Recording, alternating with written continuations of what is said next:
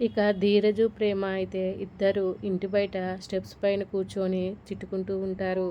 ఏంట్రా నువ్వు కూడా లేటుగా వచ్చావు, నేను లేటుగానే వచ్చాను. ఆ మహాతల్లి వల్లి ఉంది కదా, 10 అందరికీ కండిషన్లు పెట్టి డోర్ లాక్ అయితే వేసింది. ఇప్పుడు మన ఇద్దరము ఇంటి బయట కూర్చోవాల్సి వచ్చింది. ఎలా చేయాలో ఏమో నాకైతే అర్థం కావట్లేదని చెప్పనైతే అంటూ ఉంటుంది. ధీరజ్ అయితే నువ్వు తిట్టకు, నాకు అసలే ఆకలిగా ఉందని చెప్పగానే ప్రేమ అయితే చాలా బాధపడుతూ నువ్వు చేసేది ఫుడ్ డెలివరీయే కదా, నీకు ఆకలిగా ఉన్నప్పుడు ఫుడ్ డెలివరీ పెట్టుకొని తినొచ్చు కదా అని చెప్పనైతే అంటూ ఉంటుంది. దాంతో ధీరజ్ అయితే ప్రేమతోటి అందరము కలిసే కదా భోజనం చేస్తాము, అలాగనుకొని నేను వచ్చేసాను, కానీ ఇంటికి వచ్చి చూసే ఇలా జరిగిందని చెప్పనైతే అనుకుంటూ ఉంటాడు. ఇక ప్రేమ అయితే సరే ఆకలిగా ఉందంటున్నావు కాబట్టి ఇప్పుడైనా నువ్వు ఫుడ్ డెలివరీ పెట్టుకో అని చెప్పని అనగానే ధీరజ్ అయితే ప్రేమతోటి ఇప్పుడు డెలివరీ పెట్టుకుంటే 1 అవర్ కానీ రాదు, అప్పుడు వరకు నేను ఆకలికి ఉండలేకపోతున్నాను అని చెప్పనగానే ప్రేమ అయితే చాలా బాధపడుతూ ఉంటుంది.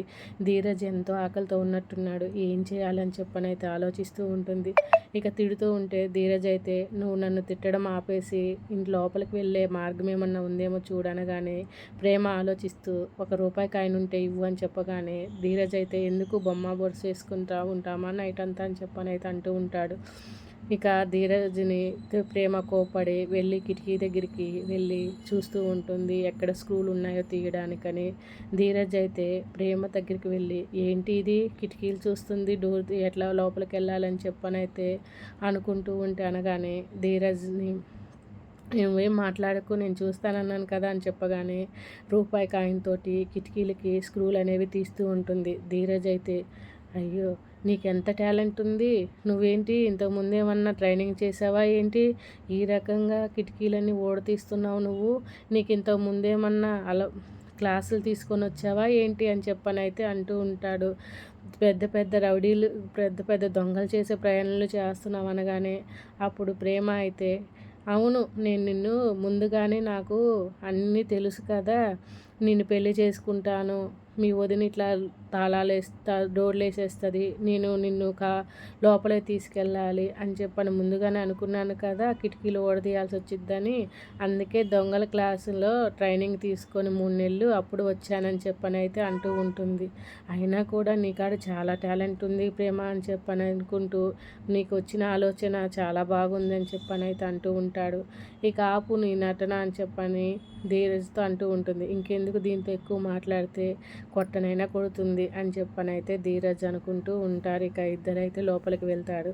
ప్రేమ ఇంటి బయట కసువులు అవన్నీ ఊడ్చడానికి వల్లి చెప్పింది కాబట్టి నాకు ఈ వల్లి పెట్టే టార్చరు ఆ ధీరజ్ గాడితోటి తలకాయ నొప్పి, ఈ ధీరజ్ గాడి మీద కోపంతో ఎప్పుడో వల్లిని గట్టిగా బాస్తానని చెప్పనైతే అనుకుంటూ తనైతే స్టోర్ రూమ్లోకి వెళ్ళి ఆ దుమ్ములన్నీ దులుపుతూ ఉంటుంది.